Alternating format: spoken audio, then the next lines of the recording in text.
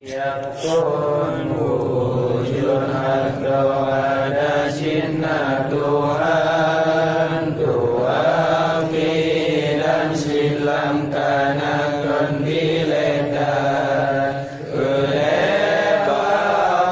berangkajan hadakan Dikun awal silam kana hingga akhir Fatuhu lil hawadis temakepur Anasaban pogetanyongan penejur Yang kerimang diyamuhu binafsihi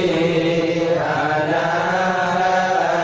ke tempat dan mukhasisi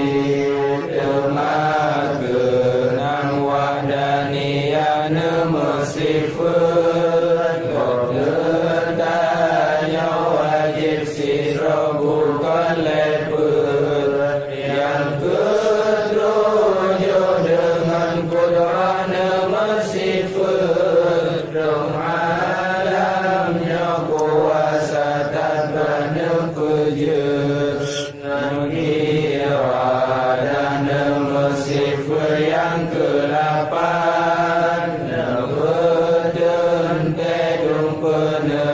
dalam alam kesipurang nama sifat oleh Tuhan sifat ilmu yang berkuasa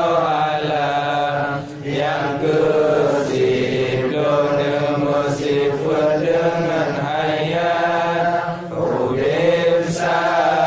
sampai akhir hana batas dengan sama nama sifat yang ke-11 dengan sifatnya hana batas kedua belah dengan pasar nama sifat dengan kalan berdat dalam subuh sebut dengan kalam nama sifat yang ke-11 nama tuntutan suara dan mengharap yang ke-11 nama dirun nama sifat kuasa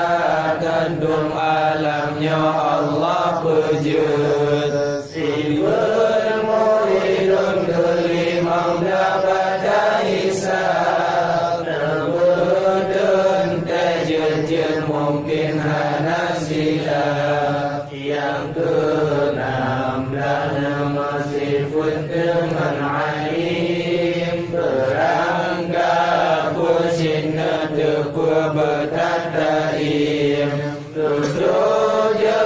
nama sifat dengan hayyun Berangkat silam udipkan meyufun sifat samia ke-8 dapat kira